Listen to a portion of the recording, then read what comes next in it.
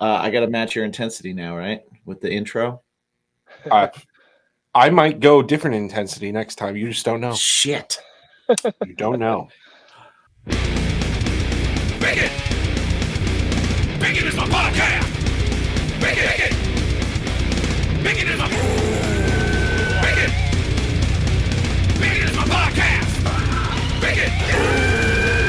Bigot is my...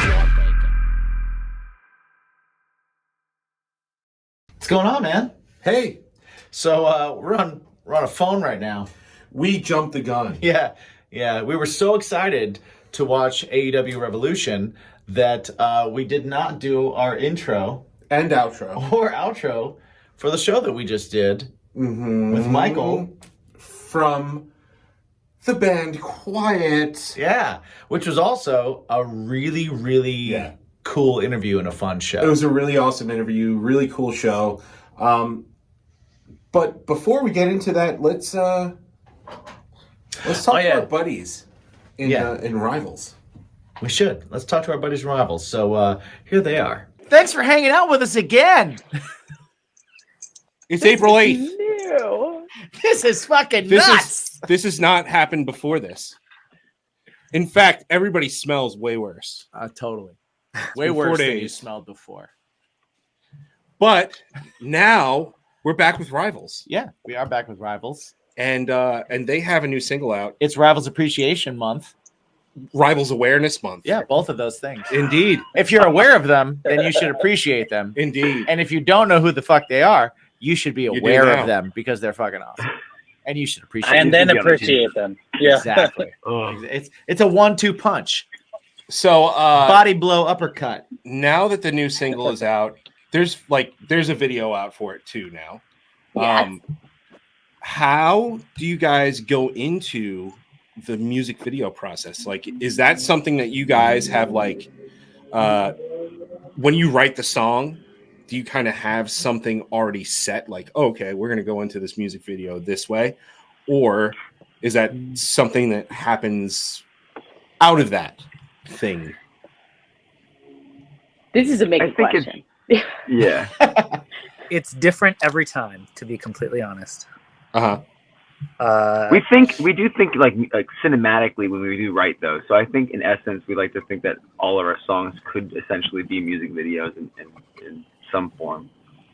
Yeah. That makes sense because the music is very like cinematic in nature. It's in the way I mean that is that it's very big and it's very like it sends you into like not only a mood but there's like a visual component to what you're doing. Like there's an openness to it that kind of like invites that.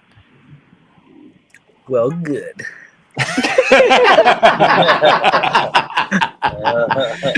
So again, you're independent. So who shot the video? Who did the video? All that stuff. The visuals are really fucking cool. So Yeah. So our whole video campaign was done with Christian Lawrence. All the BTS is set. Seb, I don't know where he is on. I don't know if he's the same on every camera, but I'm here. and then Nick shot some too. They both are little camera guys now. It was what? It was mostly Seb. It was mostly Seb, but you did some. And all the like photo visuals were Kyle Bertrand. Me and him I had this like really cool vision. I just really wanted to get a little bit. I wanted our promos to not feel like promos. If that makes sense. Like I wanted them to be like kind of like theatrically themed into the video in a way. And so yeah, it was just like a big combo. And I will say Kyle and Christian literally never spoke, so it was all in our brains. that's awesome. How do you go about making like if you're gonna promote something, just because we have a lot of like musicians and bands and everything, how do you promote something without making it feel gross and promo-y? That's a great question. I feel like that's very perspective, though. Too. Yeah. Oh, yeah, true. Okay. I will say this round we kind of went into it more so trying to make it feel more like a movie than like this is a band releasing another song. Woo! I definitely on the graphics aspect tried to make it feel more movie-esque. Well, like yeah, the it's album like artwork. trailers. Yeah. It's definitely like Yeah. trailers. Yeah. So the album artwork even is like very, very movie-y. Like I tried to do like a whole action Avengers, you know, not really, that's a little but for all like action posing, not really at all. I took a lot of inspiration. Very John Wick. Yeah. Okay. I took a lot of inspiration from K-pop promos. Smart. It's selling, so yeah. They take really cool promos. They do Yeah. not get enough credit for the cool promos that those girl and boy groups do. Like, so cool. So, yeah. Awesome. I will say this. You touched on that last question about how you were saying, like, do you ever go into it writing a song and then thinking that you're going to have something, you know, it's kind of similar to it? I remember that we actually did kind of have a conversation when we were writing this song about how we kind of wanted to have an Italian Job style thing, like 4 cars or Yeah. kind of do some like Right, sort of yeah. thing. Mini Coopers. Mini Coopers, yeah. And then this video formulated and, you know, from Mickett's ideas and stuff. So it is kind of, for this song, I think it did kind of happen in that way, now that I think about it. That's awesome. Nice. Very cool. Well, go check out the video, and we're going to see them again on Monday. Yeah. So we'll see you again on Monday. In the and we'll same be back. outfits. And it'll be a totally different day, but we all wear the same outfits because we're gross. And I'm still cooking dinner throughout the whole month. That is the longest. She's really letting that General Tso's marinate. You like it extra crispy. Extra. You love them. We love them. Yeah, they're a lot of fun. I don't know if that was good or not because I don't know what we put in there. Keely was great. Still trying. But you know what? You know what you don't have to try? You don't have to try to get a discount at drinkwildbills.com. You don't have to try to get a discount at grayyourassoff.com. You don't have to try to get a discount at poddex.com because we gave it to you. Gifts.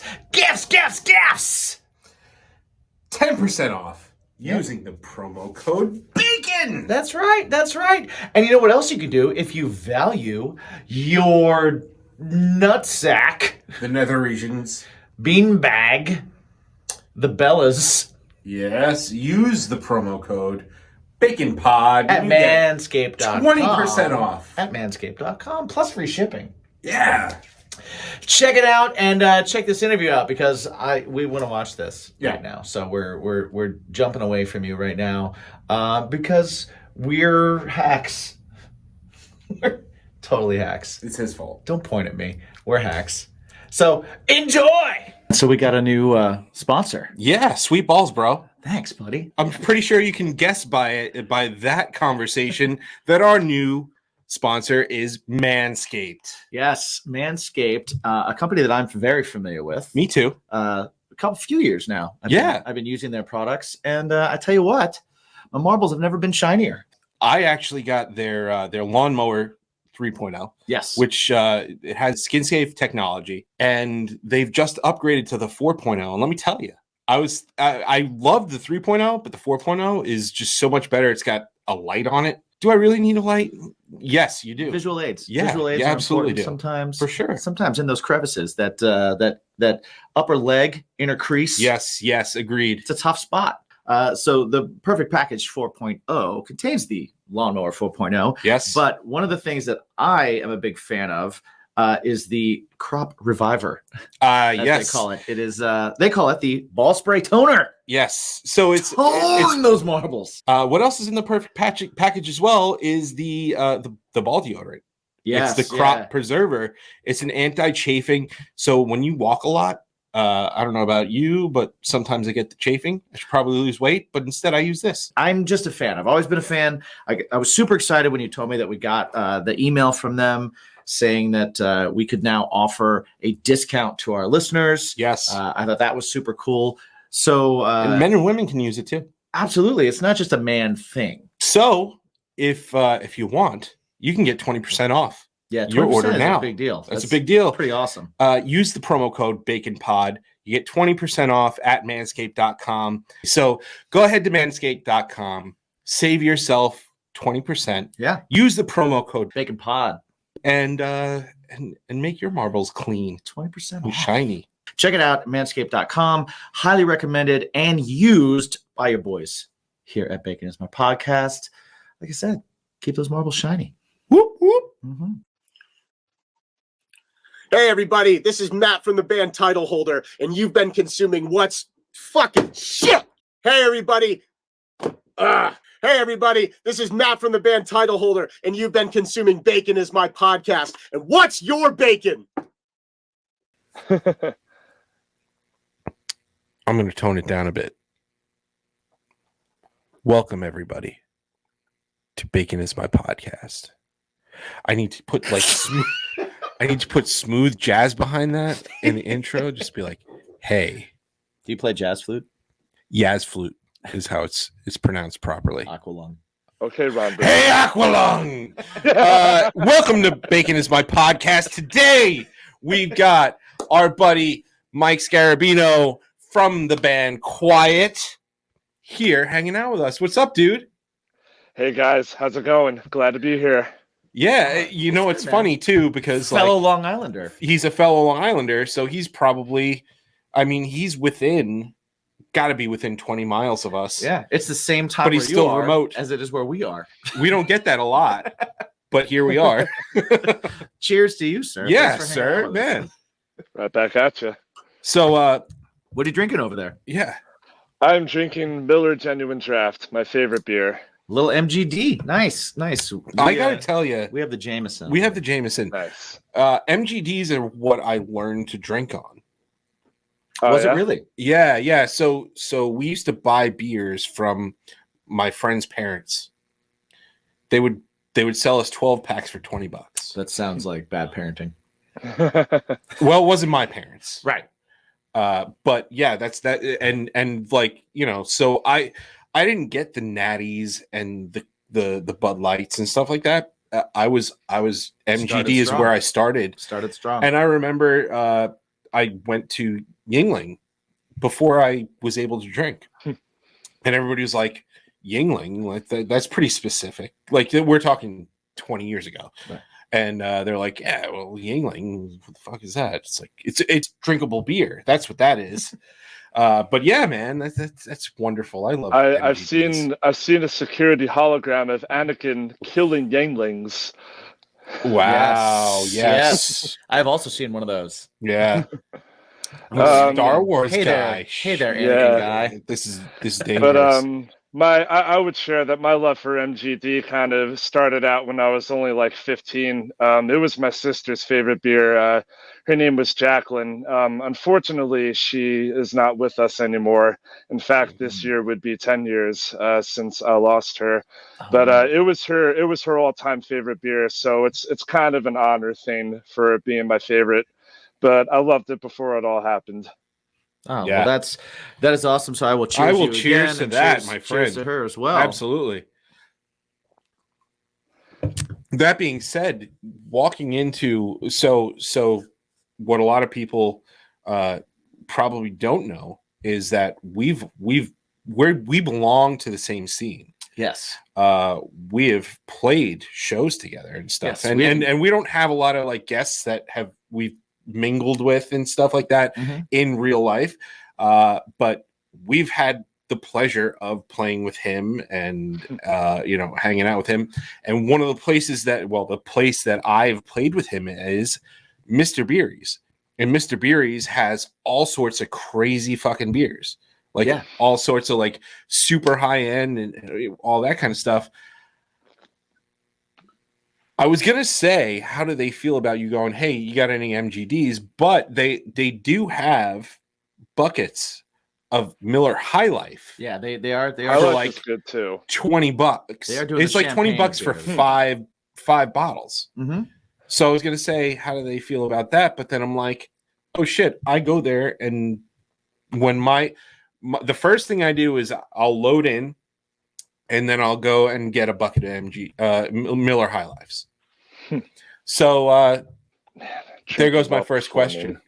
There goes my first question. Was there a question in that? No, I was going to say, how do you think they feel about MGDs? But it's like, oh, they don't care. Well, they're getting their money. My question then would be, since you walk in and you order an MGD bucket of Miller High Lifes, Michael, when you go into a club, when you go into a bar, what's your modus operandi? What's your guys' kind of like here's the order of things that we do. For Mike, it's getting a bucket of High Lifes.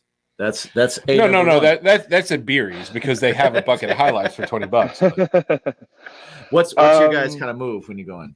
It's the same thing every time. I mean, aside from me and my bandmates, we have a couple of Ryans in our team, Ryan Smith and Ryan DiGiovanni.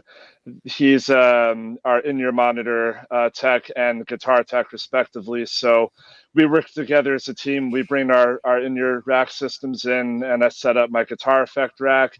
And then the three of us just coordinate, making sure all the instruments are connected. And we do that in like 15 to 20 minutes. We rehearse that stuff all the time. So usually, I don't know, depending if we're like the first or maybe the last band, we just preset everything. And then after that, we'll just hang around on our merch table for most of the night.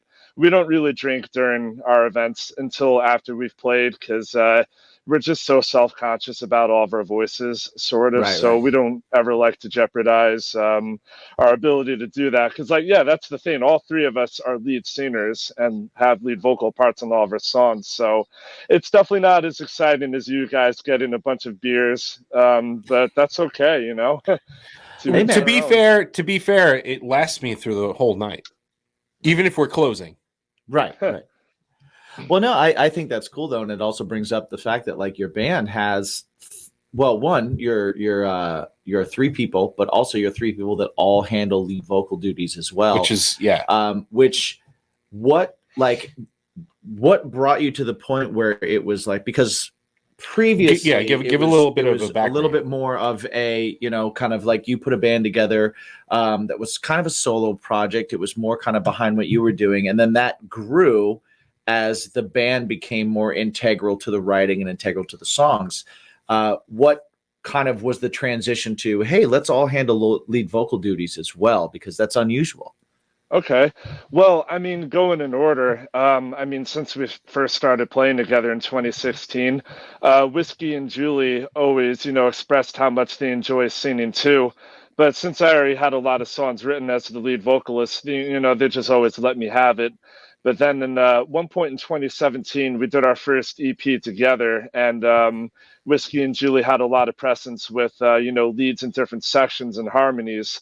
But it got to a point where the two of them came to me and basically said, you know, we know you started this band because you wanted to be yourself on stage, because, you know, I didn't get to have that in anything I did prior to what is now Quiet.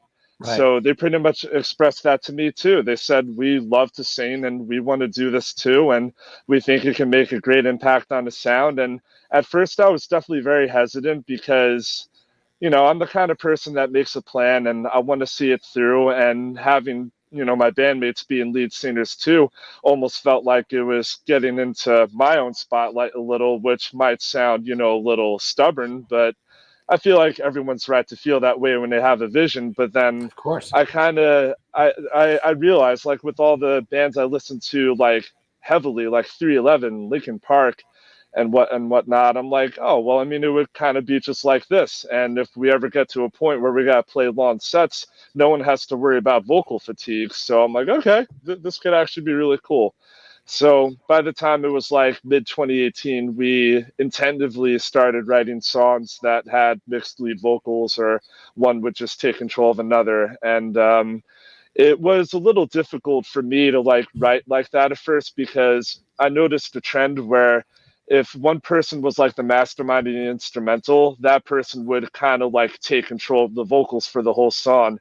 And that could become a problem when one person is writing a lot of songs more than the other. But we eventually, now we've done a great job with learning how to balance that. And because like when it comes time to actually really recording stuff in the studio for real, we'll go in and do like 3 songs at a time, which in fact, we've been doing that this week. We've had like 4 sessions this week. We'll strategically pick the 3 songs we do based on the vocal presence and making sure everybody has a turn. That's awesome. That's awesome. It has to be kind of, I can imagine it's kind of a weird thing, because I've had band members that came from being lead singers in the previous bands that they were in, and then join my band doing something different, and then them having amazing voices, and it's like, okay, well, how do we utilize that? But then, yeah, like as writers and as performers and as musicians, we all have, and I'm not saying it in a bad way, but we all have egos, and we all have that idea of like, here's, like you said, here's the plan and here's my vision, and we have that thing going forward. And whenever anything comes in that challenges that vision, it might be hard to see the benefits of it immediately. At first, it starts to feel like, oh, am I being asked to step back? Am I, is that what's going on with that? So, as a writer, for me, I know it was interesting to start writing with the idea of, okay, I'm not going to be singing this thing that I'm writing lyrically. With you guys, do you, when it comes to the writing process, is it kind of a how do you make that distinction of who's going to do what? Is it kind of a, here's kind of the sound we're looking for this part of the song or for this song, or is it whoever wrote the lyrics, or is it who's got the idea? How do you kind of balance that out and figure it out? Okay, so it's a little bit of both. The thing is, we believe that everything has purpose, no matter what it is. So, for example, let's say that I'm the mastermind of an instrumental I write, and and naturally I'll start writing the vocals. Anybody in the band can do that respectively as well. Because I truly believe that if someone comes up with the biggest idea of the arrangement and the progression and melodies, they have a connection to the song like no other can. So they will be the director of it. And I think it's more than okay for them to be the voice of it. However, let's say that, again, I'm the mastermind of an instrumental, but Whiskey will come to me and say, well, I think that Julie should be the lead vocalist on this song with me doing more backups because I feel that her voice might be more suited for the song and we can create a certain kind of sound with it. That is a great way to put it because, again, it's purpose. Someone has an idea and a connection and they have something to try, and as long as there's reasoning and it makes sense to all three of us and everyone's comfortable, we'll do it. I love that. Yeah, I really love that, and I think that that's like a lost art, is especially with collaboration. Again, that's like collaboration. Yeah, at its finest. Like coming from the Last Turn Off Broadway thing where it was like two vocalists. It's something where you could come up with a great harmony or a great melody line or whatever. But if you turn around and you're just like, shit, like it would truly sound better if you did it. That's like that unselfishness, that like, I feel like that's huge in songwriting.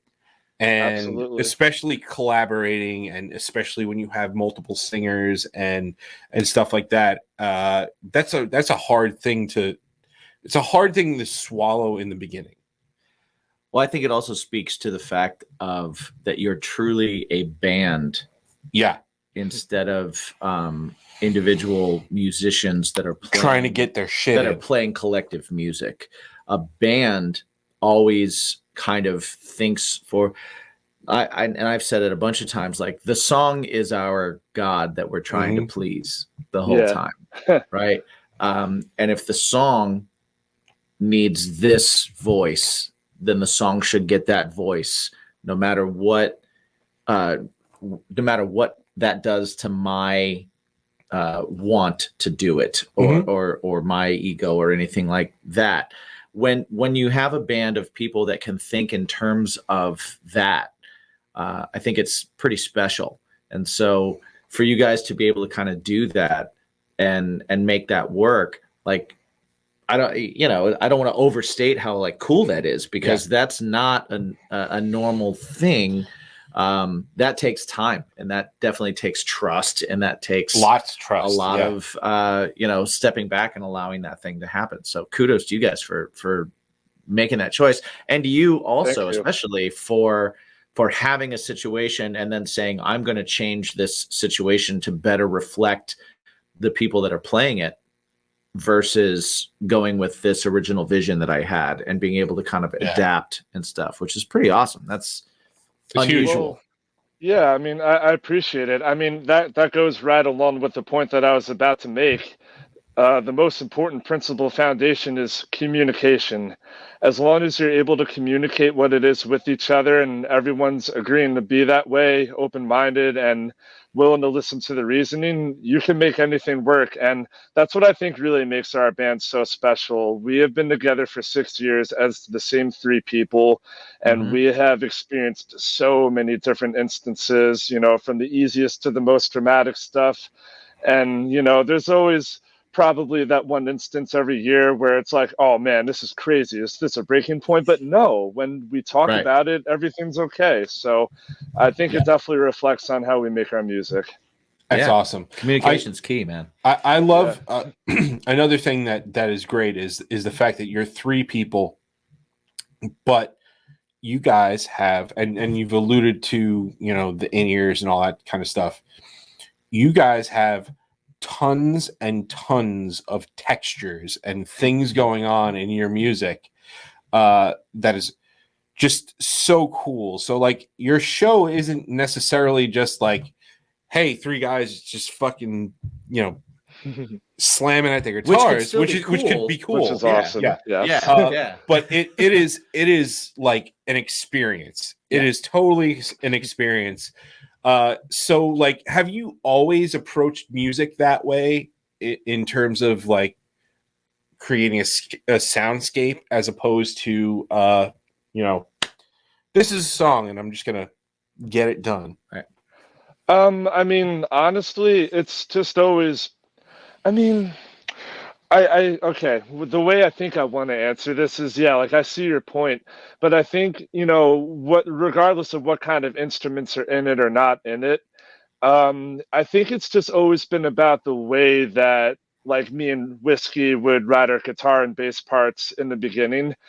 Like we treat the songwriting approach with our instruments in an interesting way. Whiskey plays his bass sometimes more like it's a rhythm guitar, and then I have a lot of classical background and a lot of like modern influences from different bands on guitar, whether it be from guys like Matt Bellamy or Tom Morello. And it's always allowed me to play in like this balanced way between rhythm and lead. And it just allows us to like have these particular melodies that just sound a little eccentric, I guess is the word. So no matter what the instrumentation is in the song, I think it just creates really good opportunity for us to produce in a way that makes the listener say, this band is small, but they have a large sound. Yeah. It separates you too, because, and I was going to bring it up about your guitar playing that I appreciate. It's almost like when there's the progressions there, the chords are there, the power's there, but it's almost there in the background supporting an orchestration of something that you're doing. And you're playing something that's more melodic in quite a few of your songs, that's more melodic and kind of handshaking with the bass. You guys are kind of working it that way versus either of you kind of, okay, I'm gonna rock the progression while you do something different. Okay, now I'm gonna rock the progression while you do something different. It's like, okay, that's there, and that's one of the textures. But let's highlight and let's make something where this guitar and this bass are talking to each other, and the drums are there to support what's happening, and then the vocal line is also something else that's there, which you said that you have some classical influence, which makes a lot of sense when you say it, because there is that very much that orchestration that's going on in your guys' writing that I'm picking up on. Correct me if I'm wrong there, but like I'm kind of seeing that, and it's cool to have that stuff, like I play like, I'm a wannabe punk rock guitar player. I'm a chord basher. I bash through stuff, but then I'll go in the studio and I'll write 9 different guitar parts that are overdubs, right? Cool. But those overdubs are still there, just kind of like, I'm always thinking of them as like, okay, they're supporting the vocal melody. But it seems like when you go in there, it's like, okay, the progression is there to support this integral part that we've created that's more of a moving piece.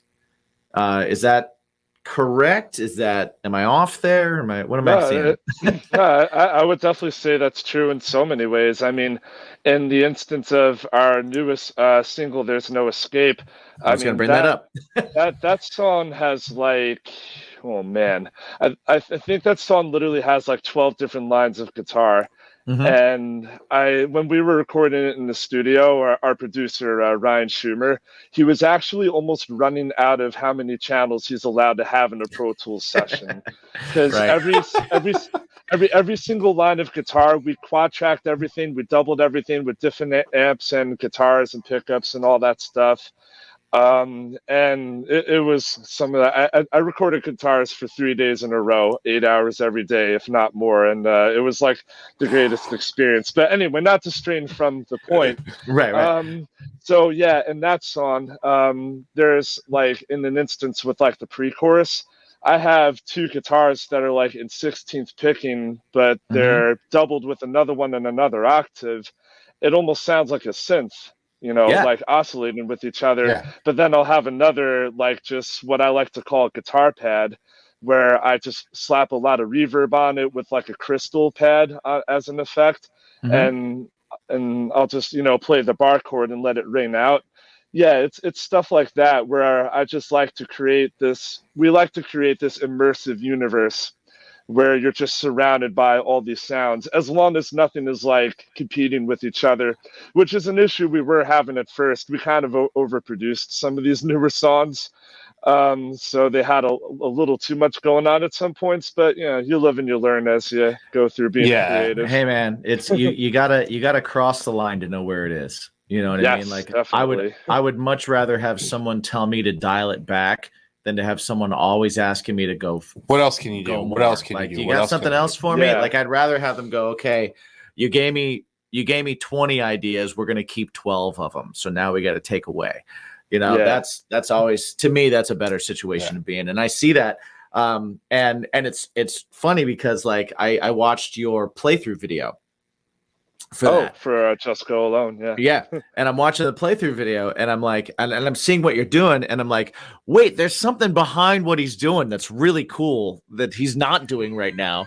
But he chose to do this because this is the main thing. But there's something back there that's also awesome. Like you guys have so many textures and so many layers that I think it's really cool. I think it's interesting. When you are writing things, how do you approach that? Do you come from a let me get a progression first and then build out and take away the basic and find the melody? Or do you have all this in your head when you're walking into it? It usually depends on the type of song I guess I'm writing. Okay. I mean, well, generally that is how I write. Like what you said, using your head. Like a lot of people will just play, or I'm sorry, they'll write in a way that I like to call writing by muscle memory, where they'll just pick up their instrument and start hacking away progressions. I do this thing where I take my phone and set a stopwatch to 10 minutes, and within that time frame, I'll be thinking about what kind of mood I want the song to be in, maybe shoot out to do a few different keys. And then I'll think about what kind of melodies I want to have in my head. And then, maybe a couple chord progressions, what instruments they're going to be. Once 10 minutes is up, then that's the part where I'll actually go to a DAW and grab a guitar piano. And I'll just literally start recording what I'm hearing. And little by little, with like 7 tracks later of different synths or sample drums, I'll pretty much have some kind of song with an experience with a lot of different instruments. That's different. That's awesome. Wait, so I love that. Yeah, so your 10 That minutes is great. Is your 10 minutes that you're recording you verbally explaining what you're going through, or is it you with a guitar kind of just explaining and then playing a little something, or what do you?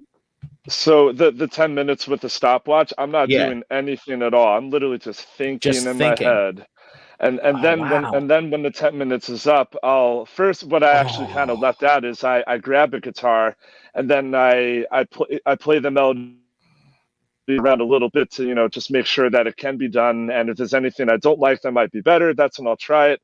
So I capture the idea on my phone, and then when if I feel like I can go a little more further and create an arrangement out of it, I'll do that first. Then I'll bring it into a DAW and I'll start mapping it all out. That's so cool. Oh, I'm so excited. I want to do this. Yeah, it's like I haven't thought it's of that. really that's cool. Really cool. That makes so much sense. Like, that's really cool. One of the best parts about it is that it prevents writer's block. I haven't experienced writer's block in a few years because of this technique. Wow. Because when you're always mapping something out in your head of what you want to do, whether you're inspired by a certain melody or not, when you're using your head, and like the key word again is purpose, when you do something with purpose, it's impossible to be stuck because something's always going to be there. Well, that's so cool. Oh man, that is like wow. That's so cool. So many songs are going to come out of just you explaining that to him, because he writes. My apologies. I hope it does. That's really cool. Is this something that you developed on your own based on, like, is this how you started writing, or is this like you had writer's block and tried to make something, or you spoke to other songwriters and kind of workshopped it? Like, how did you come up with this kind of method? I was actually signed to an artist developer for a year and a half right before COVID hit. Her name was Crystal Reyes, and she's managed by Taylor Swift's original manager, Rick Barker. Okay. And she taught me so much about being an artist, and that very strategy was one of them. And before I did that, I did have like a very similar style. A similar strategy. Right. It didn't involve a stopwatch for 10 minutes, but it did rely a lot on, like, certain music that I would listen to, and then like the riffs would give me ideas to branch off of. And that did work well for me, but it's a lot faster going the other method. But you know what? The thing is, music is an art, and it's important that it is, because it's important to recognize that it's not something that's done with some kind of instructions manual. If it was, everything would be the same. So as much as I might have that method, sometimes I'm totally okay with writing by muscle memory, or, just whatever thing comes to mind, because of course, it's abstract. Sometimes you grab a guitar and it just happens, Yeah, exactly. I think it's good to have a balance between a method like that and muscle memory. Why limit yourself? Oh, absolutely. But always learning a new, I love when I get to hear a different songwriter's kind of methodology, because I've tried to use so many. I feel like this is really like the first time that I've seen that. Yeah, that's the first time I've heard for that sure, one, which is really cool. I've always, thank you. Yeah, thank you. Yeah, like I've always gone with the, like, okay, I hear a song in my head, and then I'm like, okay, I gotta get out to the garage, or gotta get to my laptop and just like write it. And that was always my thing. But now that's fucking cool as shit. That's awesome. I like those kind of exercises. I remember teaching a couple songwriting classes for like School of Rock and working with like young kids. Oh, cool. And one of the first things that I would do with them is I would be like, okay, we're gonna pick 5 words, and we're gonna put them into Google, and we're gonna hit images, and then whatever the most interesting image on the first line comes out, I'm gonna set a timer for 10 minutes, and you're going to write, each person's got to write the story of what's happening in that picture. And it's like a mood board. Yeah. And then we take that story and go, okay, now we have to write, now we pick a story, and we give it a character, and we give it what they're doing. And then now we're going to write a song about that. Why haven't we done this? And because we do this. Oh, because but yeah, that was one of the things that I've done. And it's funny because like I came up with that to do with them, but I rarely did that for myself. Yeah. And just hearing that idea just makes me go, oh man, I'm definitely going to try that. I'm definitely going to do it. Absolutely. Thank you for that. That's after cool. this show, I'm full. Super cool. I'm all in on that. Cool. I love, man, I love that kind of stuff. I love talking to other songwriters because I love the art of songwriting so much. And like you said, it's an art. I've always like, we all are passionate about this art, but we all use different brushes and different colors. Yeah. You know what I mean? And Yeah, it's that's really very well cool. put. Just like if you and I are hanging out somewhere and we have a show together and we're sitting with our guitars and we go, hey, try my guitar, and we switch them, we're both going to play something new and different. Yeah. That we wouldn't have played had we not been handed the other person's guitar, because you've been given someone else's brush and you go, how does this one work? And how does this make me feel? And it just kind of happens, you know? So I love getting that kind of information. And I love that. You know? So thank you for that. That's awesome. Yeah, you're welcome. And for all of our listeners, you guys that are are writers, excited about it. Yeah. Hey man, all of our listeners that are writers too. I know we have a few that talk to me all the time. I think they're going to get a lot out of that as well. For sure. Another thing that we talk about on this show quite a bit, especially with bands with textures and stuff like that. Yeah. Jim is very like old school, like I'm going to play. And I've been embracing the whole in-ears and all that kind of stuff. In fact, like my rehearsals now are literally all in-ears except for drums. Although I'm the one that made him go digital. Oh yeah. But somehow he was like Helix is the way to go, and I was like, I don't know. But yeah, he was the guy that like did that to me. But well, yeah, I don't know either, because I think Axe FX 3 is the way to go. Ooh. Hey, you know what, man? I know a couple people with Axe FX, and it sounds amazing. For me, I tried them both, and it was like for whatever reason, the Helix spoke to my brain in a way that a pedal board did.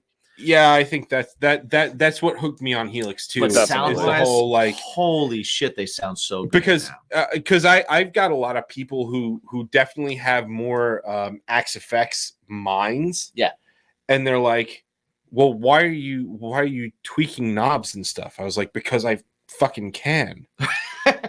And that's how I feel comfortable. Whereas Axe FX, like, or you know, some guys that are using Helixes, they're like, yeah, just plug it in and use the software. And it's like, I like turning knobs and hitting save, and like that's how I do it. But beyond that, I mean, like the in-ear system and all that kind of stuff. What was your, as a vocalist, especially? What was your like transition from, hey, I'm gonna write music and just play, to, hey, I need an in-ear system. I need like click. I need all that kind of stuff, because that's not an easy transition to make. Mm-hmm. Like it took me quite a while. It took me till I played drums with a dude that only played to a click, and I was like, this is amazing. I'm not going to do this any other way. Right. And then after that, it was like, you know, my next drummer was like, who was actually my drummer prior to the band I was in before. And I was like, cool, I really want to play with you, but if you can't play to you a gotta click, get on a click. if you can't play to a click, sorry, we can't play. And he's like, okay, I'll figure it out. What was your journey into like in-ear monitors and how that works and stuff like that? And now you've got like guitar tech and in-ear tech. You're going to beeries or like a small club. Like, how does that work? How? Oh, well, unfortunately, that doesn't really work anymore. I was going to say, it doesn't work. I'm not even sure how many. When we book shows, I actually have to keep in mind of how many inputs the front of house mixer has or the channel snake has, because by default we have like 12 to 16 inputs, depending on what we run in mono or stereo. But in a case like Mr. Beery's, we can't really play there anymore because the system would just be a little too much for that. But that's okay, because, you know, there is definitely a certain audience that we're trying to go after when we book shows. But before I actually really answer your question, though, it's funny, Mike, what you were saying about your experience with another drummer playing with a click. One time we were in the studio years ago, and the producer we were going to work with was trying to make sure that Julie can play to a click. And he's like, all skeptical about a lot of drummers. Julie's answer was, I can't play without a click. And the producer was like, yes, that's exactly what I want to hear. You're the best. Yeah, I mean, it truly is a game changer, because it, like, for so many years of my life, it was always like, cool, that song felt great, except for the fact that I couldn't breathe in between lines. Right. And then it was like 20 BPM cool, too fast. I can't play that fast at the end. Yeah. So it was one of those things where we had our I'll shout him out, Jeff from LTOB. Jeff. I remember Jeff, yeah. Yeah, Jeff is a sweetheart. Jeff is the sweetest man in the world, and I love him. Anyway, but yeah, that being said, like, the dude was just like, just give me BPMs, and I was like, what? what do you mean? Right. And then we started playing to BPMs, and we were just like, beats per minute for everybody that's listening. We sound like a band. Has no idea what we're talking about. Beats per minute. Beats per minute. And he's and it's just like, we sound like a band. Finally. Like, sometimes you have a good set, and then sometimes you have like a set that should be really good, but your drummer just is like 20 or 30 or 50 beats per minute more than you should be. That is a very common thing. That's a very common thing that happens. I mean, like, Bring Me the Horizon before. Yeah, exactly. I didn't mean to cut you off kind of at the very end. No, you didn't. So, yeah, cut Bring us Me off. the Horizon. You're our guest. Yeah, right. So before Bring Me the Horizon released Sempiternal, they never had any production. There were no clicks. But then they got Jordan Fish into the band, who did synths and a lot of, to the grid based stuff. Yeah. So he's the one that implemented them playing to a click. And they came out with Sempiternal. Everything about the band changed. And it's like, oh, wow, this is actually all amazing now. But yeah, to really start answering your question on what the transition was like for us going to in-ears. Originally, well, I'm sorry, not just me. Everybody wanted to hear the click and the instrumental backing tracks in the ears because, for obvious reasons, it's a really good guidance getting through a performance. But then little by little, we would always experience a lot of technical difficulties from, venue sound systems with, so much extra noise on the stage from floor monitor wedges and stuff like that. And the fact that, we would actually experience a lot of vocal fatigue because sometimes the levels in the wedges are not enough, and it can be annoying signaling to a front of house engineer to lower it or make it louder. So, and you know what, that's really to nobody's fault. It's impossible to run a perfect system when you just come into a venue, you don't know the engineer, and you can't really expect the world from he or she because you don't know what their background is, or dare the engineer's the door guy, or dare I say a good or bad attitude. So we decided to totally strike all that from the equation. I was lucky to have a few friends that are in the live industry as professionals, and they told me a few good ways to run in-ear systems. So I pretty much just did what they told me to do. I put together a list of the gear that we would need, a channel splitter with 2 snakes that can send to our own in-ear mixer and then the front of house mixer. And then we hired a guy to do our in-ear mixes and have it all set up so that way we can hear everything.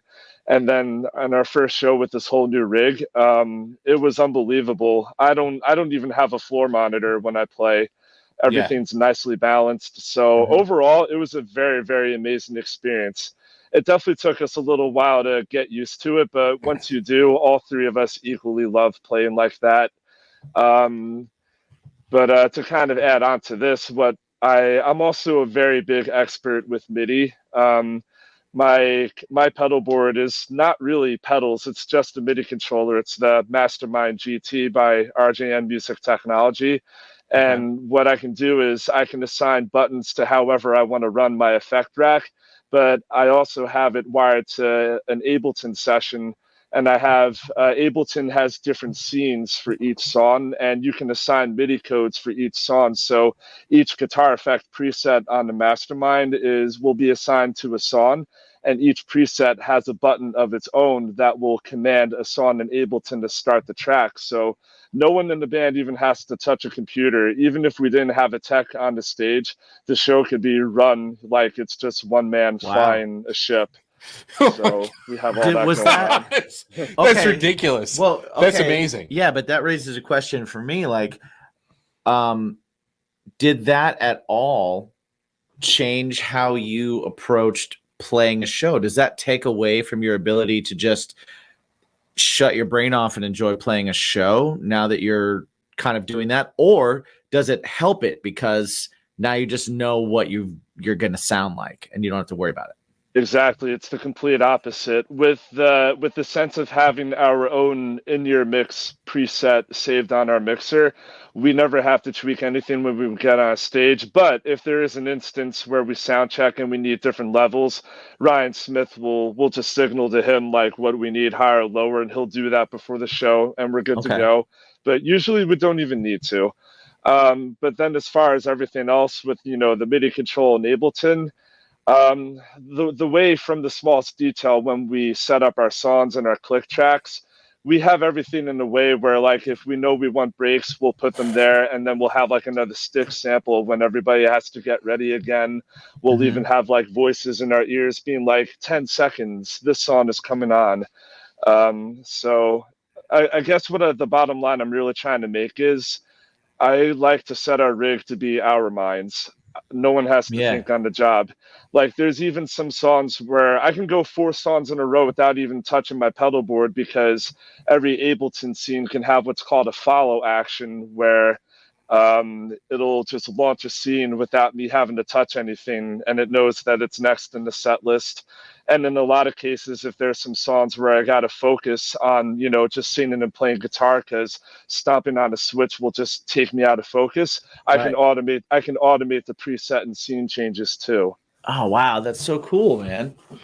That's interesting. I got to say, Ableton is still a mystery to me. Like, I do Logic, and I've been told, like, oh, you do Logic, like, you should be able to easily do Ableton, and I'm still like, no, I don't see somebody told me, they're like, oh, you do Logic, you could do Ableton. I'm like, well, he just put up a kung fu. No, listen to me right now. I don't care what DAW you use. All right. Anyone that goes to Ableton, all right, you know how we drive on the right side of the road in America? Yeah. Ableton is like driving on the left side of the road all of a sudden.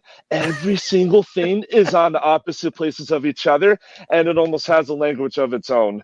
When the band wanted to start doing shows like this with this workflow, I got us Ableton, it pissed me off. I actually had to spend 2 weeks getting to know it. And I know my DAWs pretty well, from Studio One to Logic to Pro Tools.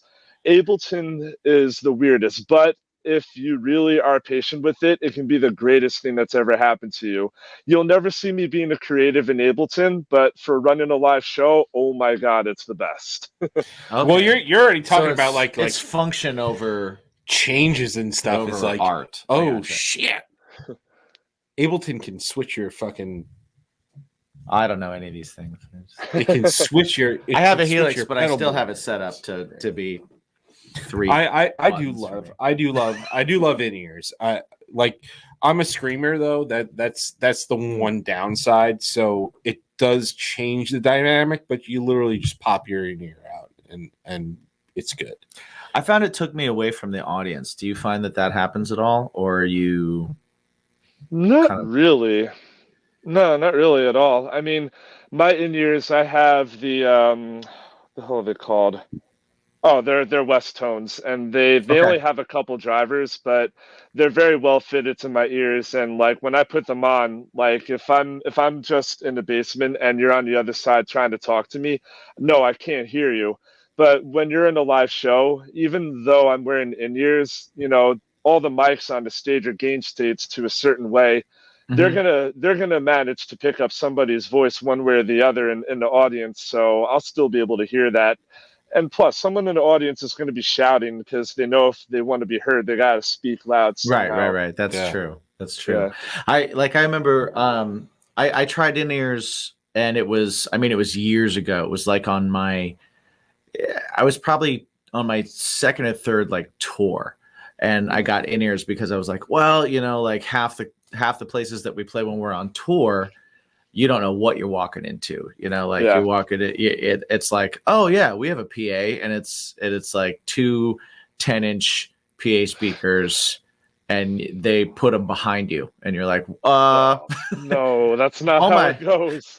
This isn't gonna work well. So I tried to bring in-ears on the road at that time, but I wasn't digital at that time. I was still using amps and stuff like that. So it was chaos. Yeah. And I felt like every time I was singing, I was only hearing myself, and I had really, no matter what I asked for, I didn't have anything else in the ears because I wasn't controlling it. But it just took me so far away out of it that I was like, I'm done with in-ears. I'm out. I can understand that. Yeah, and that's precisely why we have a guy that's trained with our rig, because we can walk into a venue and he knows what to do. No one has to think on the job. But it's funny, as you're telling me about your experience on the road, the stage engineer that's in my head is already thinking of like 3 different solutions that you could have done. Right. That's just what I do. Well, no, I agree. 100%. And I've never been a stage manager, so I don't have 3 different ones, but I always had like 1 or 2. But then it's also, like, are they even going to listen to me? Because we're on the road, and we just got to Boise, and we're playing in an RV that's on the side of the road that they converted into a venue. And there's 100 kids in here. But the speakers are 10-inch speakers that are behind us, and our amps are in front of those speakers, and all the mics are pointed at those speakers. No in-ears tonight. Yeah. God damn, that really sucks.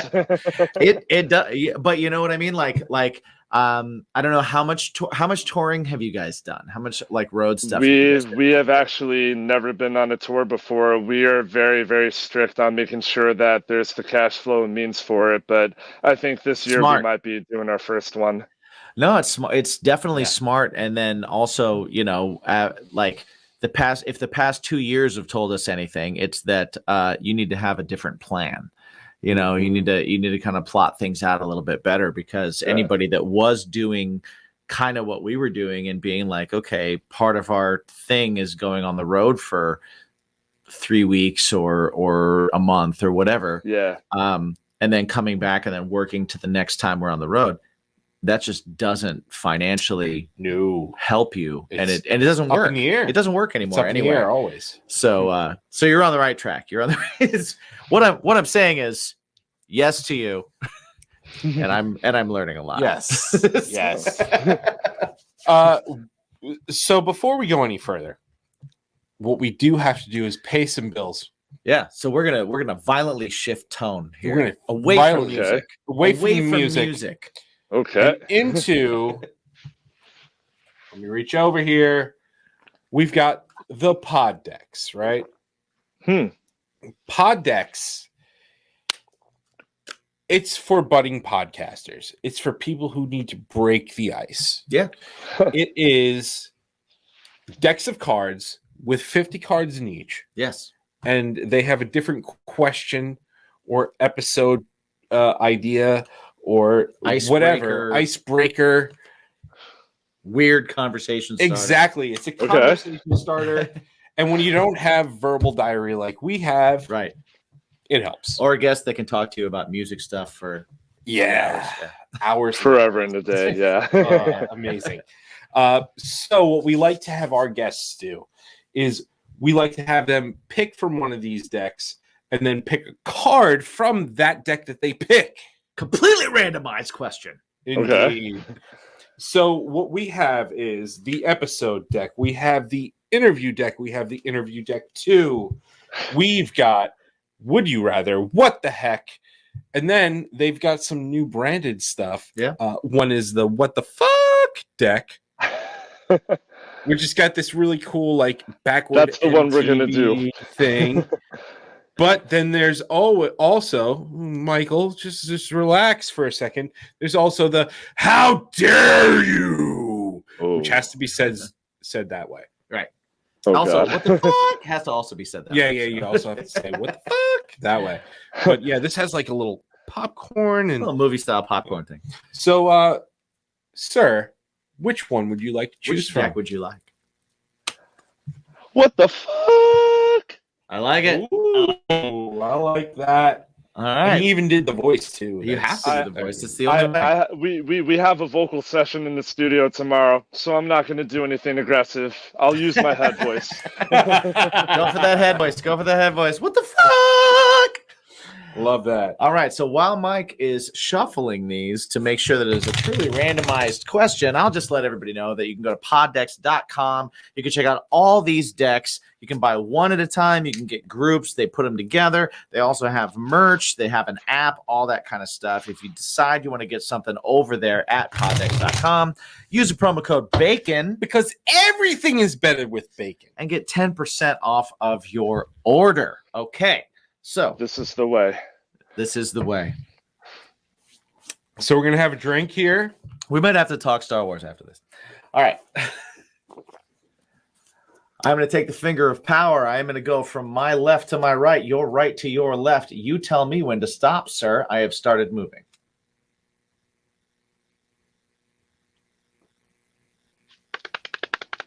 Stop.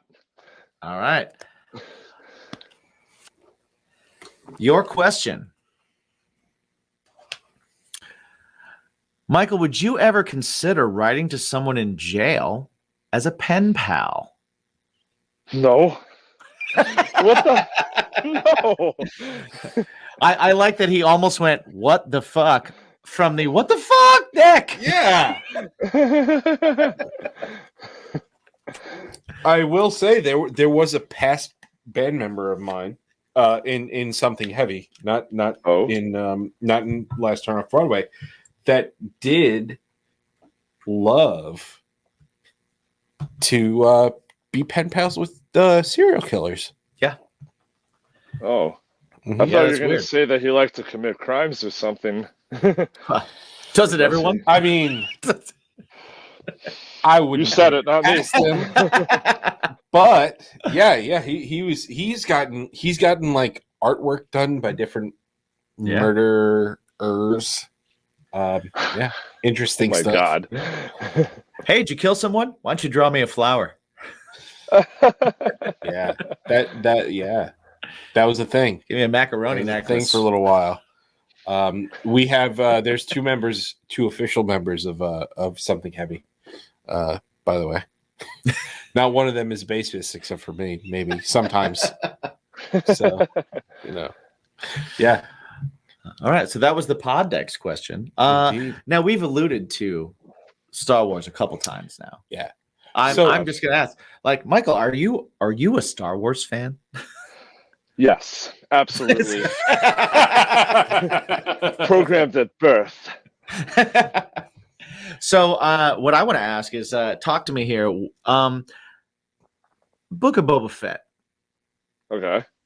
I'm going to tell you just from my perspective. Mhm. I like 3 episodes in, I was like, why are you trying to make me not like Boba Fett? Interesting. But Heel. then Heel. also He's my a heel. brain was going, why do you like Boba Fett? He had 3 lines. What are you basing it on? You've created this person in your head and you don't even know who he is. And now you're learning about him and you're learning about him later in life. So then I went back and I was like, okay. Let me watch this with different eyeballs. And I still was kind of like, why are you trying to make me not like Boba Fett? Well, okay, 'Cause so Boba Fett is a heel. He's supposed to be a heel. He is. So that's why. What did you think, Michael, of Book of what did you do? What, were you into it? Were you not? I into absolutely loved it.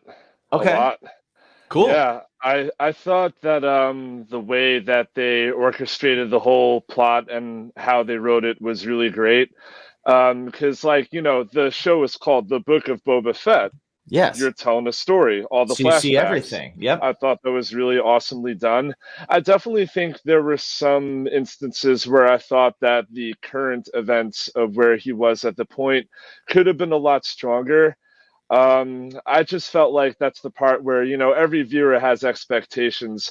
When I saw the trailer, I was really expecting the show to kind of be like The Godfather in a way. I was too. Right? I thought it was going to be like crime lord mob meetings galore, which there definitely was a couple of them, but they weren't. But I feel like they weren't really done with the kind of dramatics that we thought they were going to be. But that's okay. In the later part of the show, I was really surprised with how much they covered on Din Djarin and Luke, and which I think is okay to do, because they're all very current characters with what's going on in the shows. Right. But I felt that they could have done they could have been not as aggressive with dedicating a whole episode to him. However, I didn't despise it right away because I'm used to seeing that in some of the shows already. Did you guys watch The Bad Batch? Yes, I did. No. Yes. So there was an episode that was pretty much dealing with, Hera Syndulla and everything going on in Ryloth. The only real character of the show in that episode was Crosshair. That was enough to justify it being an episode of The Bad Batch. But I guess if I hadn't seen that show in that episode, I may not have been as, lenient with what was going on. But, again, there's that keyword purpose. They're going to do something in the show because it's going to have an impact later. So give it a chance. How do you feel about the amount of fan service and the amount of nostalgia that they're balancing with telling these new stories? Do you think that it's a good amount? Do you think they're doing a little too much? Do you think that they're not doing enough? I kind of think it's where it needs to be. In a way, I think they're actually not doing that much nostalgia at all. I mean, you have like some Camino flashbacks. You even had Order 66 one with Grogu. That was right. Yeah. Real. Like the 9-year-old me that saw that in theaters in 2005 was like, ah. Yes. Me too. Yeah. But I feel like if they were doing too much of it, you would have kind of known. It would have been one of those things where it's like the show's being made by fans. That's how you might feel. That's the way I look at it.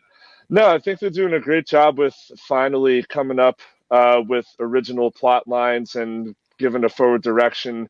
And I put the keyword on the word finally because Dave Filoni and Jon Favreau are just doing so much better than the saga films have been 100%.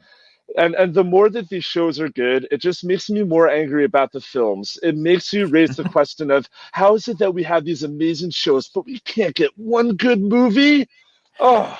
Well, hey, my question is, we can't get one good movie, but my question is also, you shot scenes with all these people for that final movie. You shot scenes with Ewan McGregor. You shot scenes like you put in all these things, and then you cut that out of the movie, and we don't get to see it. We don't get to see the thing that would have made us go, what? Mm-hmm. I'm one of those people also that I'm not a nostalgia person. Many of my friends will be the first ones to say that anytime they bring up like music from our past or anything like that, I'm always like, shut up. I don't care. You reminded me of high school. I hated high school. Talk about it. Fair enough. So I loved and love the Star Wars movies. I love and loved the books. I love the whole genre. Like, I don't want to say genre. The whole the universe, the whole franchise, the IP. Yeah. Like, he loves the IP. I love all of it. But honestly, anytime it like, for me personally, when you want to give me a whole episode of Luke Skywalker, I'm just kind of like, I don't want to see a whole episode of Luke Skywalker, man. Give me, like, I know his story. I know where he goes. I know how it ends. I know what it does. Like, I get it. He's training Grogu. I get it. But I feel like the new perspective. What's up? But do you now? Because did you really know that Grogu was having all the issues he was with attachment, and Luke would react that way? You, for the first time, you saw Luke presenting someone with a real ultimatum. You have never seen him be a leader before. That is a great point, and that is a great point, and that is the part of that episode that I liked the best. Honestly, I really did. I like things that further the story. I don't like things that are just a hand job of the past. I think the issue is that again, it's serving to too many masters. So, like, if somebody who is not very knowledgeable about Star Wars, pointing at myself, were to watch something like that, I would kind of need to know some of that story in order to. So I think in order to understand it, right. So yeah. I think that it sucks to. We talk about it all the time. It's like, I don't want to do my job again and again, and again. But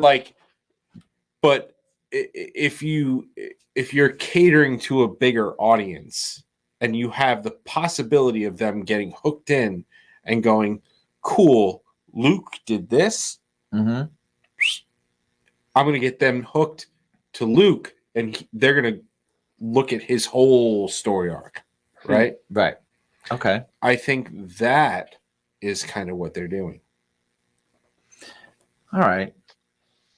What do you think, Mike? I can kind of understand the point of view you're trying to make, because, it's even a good example with what they're doing in the MCU, with shows like Falcon and the Winter Soldier. Right. Like, yeah. I think the connection you're trying to make with two different types of audiences is that, all right, you might really need to know who the hell was Bucky Barnes, what happened to him in his past, Right. Yeah. You may not know that he fell off a freaking train and Zoller did all this crap to him in the prison. Yeah. But you're able to easily connect with what's going on with the dispute between John Walker and Sam and Bucky in the current moment. So at least you can enjoy that adventure while it's going on. So then I guess going back to Star Wars, you're at least able to connect with the fact that Grogu has to make a decision and Boba is trying to accomplish all he is, but you still get a piece of the past. So I get what you mean. Right. It's one of those things, and that's why Falcon Winter Soldier was so poorly received.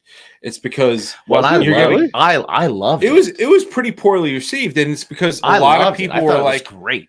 A lot of people were like, well, I just kind of relived like this, right, and this and this, and it's like, yeah, but you're able to create a new audience of people that loves that story by watching those older stories be rehashed and stuff. Well, it's funny. I feel like Captain America can also be a very subjective thing in general, because for me, in my experience personally, I'm a World War II reenactor, have been since I was 6 years old. It's what I've always done with my dad. So check out the video for Another Round, which is on YouTube. Hey, he knows his quiet history. So naturally I'm a sucker for Captain America, but I thought that Falcon and Winter Soldier, the whole backstory with Isaiah, was one of the most thought-provoking things that the MCU has ever done. Yeah. Like when I was watching the episode where Sam comes back from Europe and he goes to see him again and he has the shield, I felt like for about a good 10 minutes I was watching like a serious HBO show. Or Right? like, dare I even say Band of Brothers? And I'm like, whoa, this is an MCU thing doing this to my head right now. Holy crap. Yeah. But I guess the Yeah. point I'm trying to make is if you don't really have that kind of appreciation for history and a lot of, even those more subjective racial themes and Mhm. tensions, it might be very easy to disconnect from that because that's not often seen in the kind of superhero film. I like when anything makes you think a little bit. You know what I mean? And like Yeah. I think that like I love superhero movies. I love the MCU. I love DC. I love like that's my thing. I'm a geek by upbringing and nature. By trade. Star Wars, MCU, DC, all of that is it's in my DNA. So I'm gonna consume and watch everything they put out, whether it's good or not. And when it's good, man, I love when it's good. And I love when it's good and it makes you excited and it also makes you think and it connects to something like that. Like I love like the scene you brought out, like I was one of my favorite parts of the entire series because I was like, oh man, like they're educating right now. Like this is a moment where they're educating. And I love that. I love that when they get to do that kind of stuff. Totally. It's funny, like it's fiction, this whole thing, but right. What they're basing that whole, dispute on with Isaiah is that I have met quite a few African World War II veterans in my time, as some of them being even Tuskegee Airmen, and I've never really heard them talk about any controversies that they had to deal with during the war and post-war as much. But what Isaiah experienced is absolutely something that the Tuskegee guys had to deal with and all the adversity. Yeah. And the way that they were able to turn that into a super soldier hero story, I thought was, I was really impressed. It makes it palatable. It makes it palatable to people that aren't looking for that information necessarily, that aren't realizing that information is there, even to some extent. Which I think is awesome because it might make somebody, who knows, if it makes one person go like, I wonder if that legit happened at all. Like of course, not the super aspects of it, but the rest of it, like I wonder how much of that was taken from something like, then they've done their job. That's amazing. Absolutely. So as far as a nostalgia versus forwarding a story, what are you looking forward to in Kenobi? Because I can't wait for Kenobi, but I was a little kind of like when they were like, oh, Hayden Christensen is going to be in it. I'm like, why? Look, I'm called history, Jim. I'm not going to lie. I think of all shows they've done so far, I am beyond excited for Kenobi the most. In fact, I think I'm more excited for anything Star Wars since Revenge of the Sith has come out. Because the prequel trilogy is what I grew up with. I mean, like, not to strain from the question a little bit. Wait, what?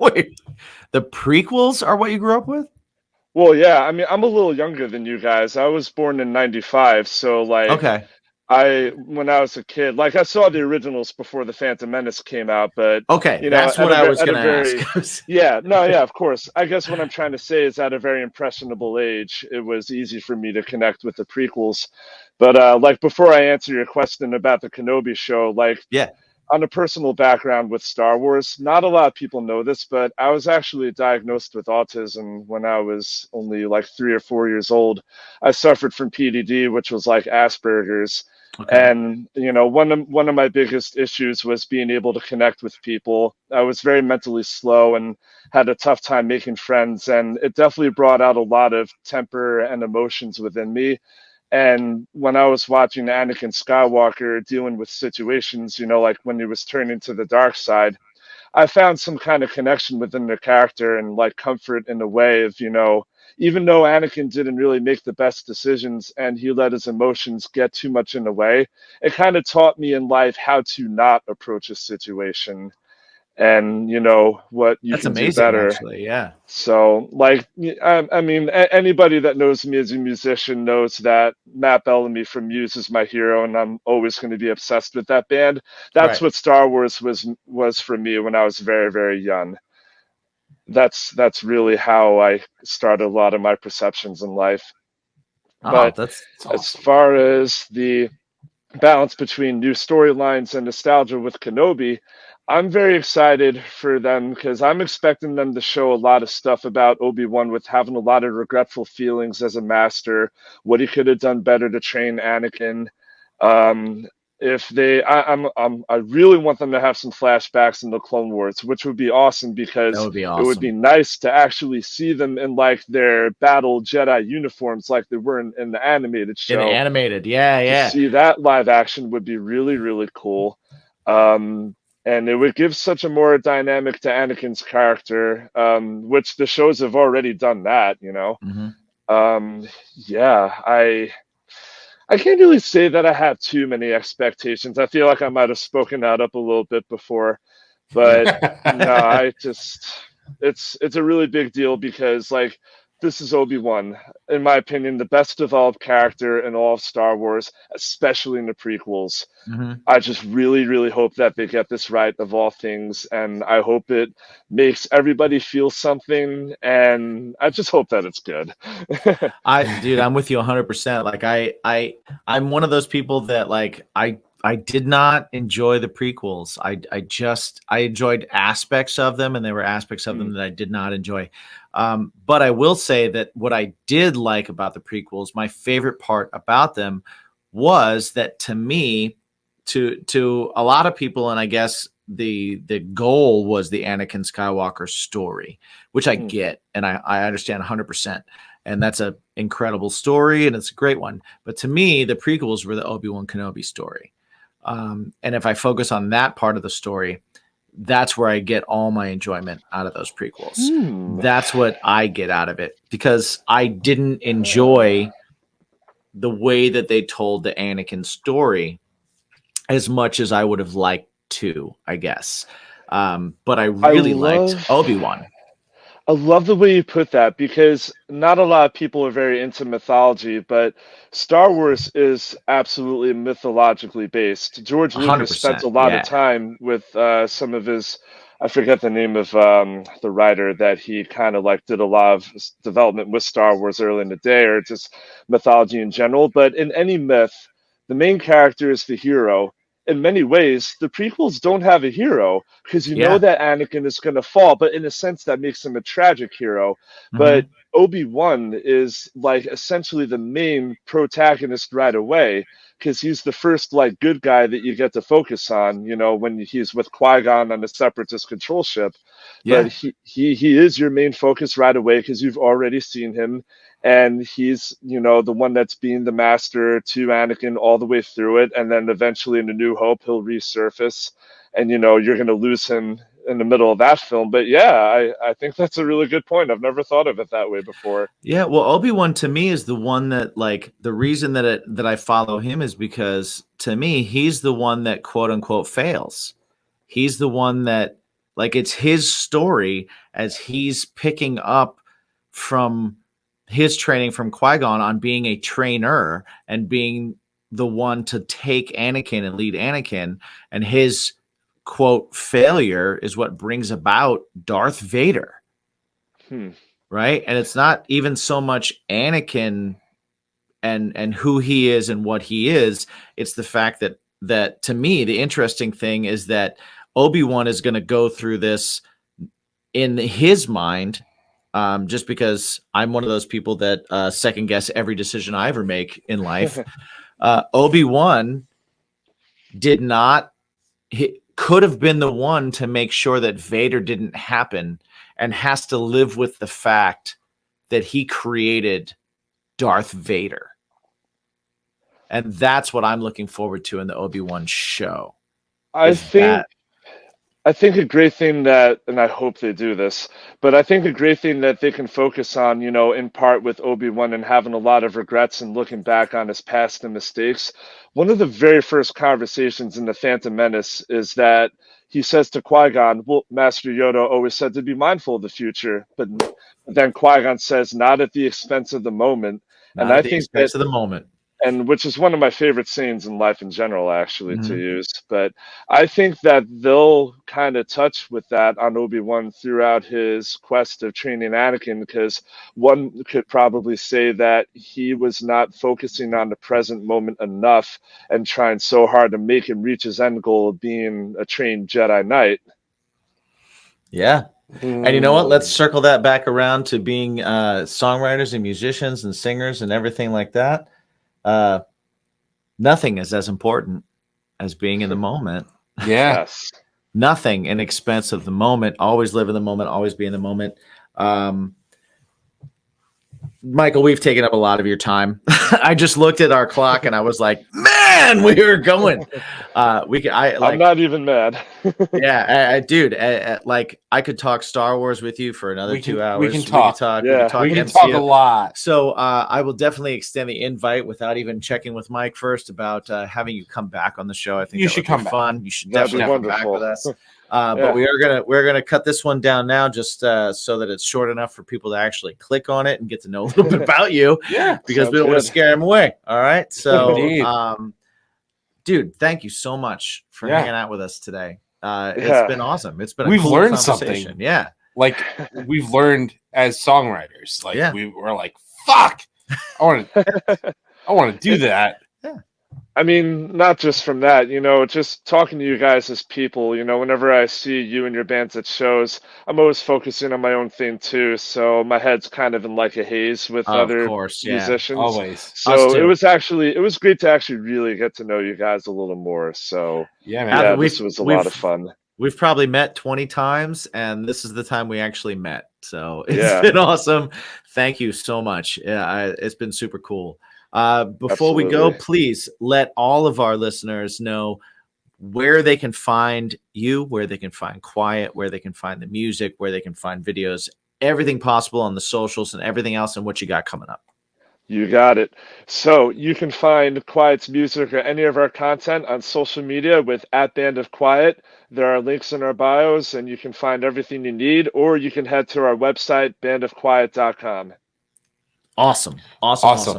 Thanks for hanging out. Everybody, thank you for listening. Definitely go check out Quiet, check out all their stuff, and go see them live. Yes. You already know that they put a lot into playing live, so go see them live.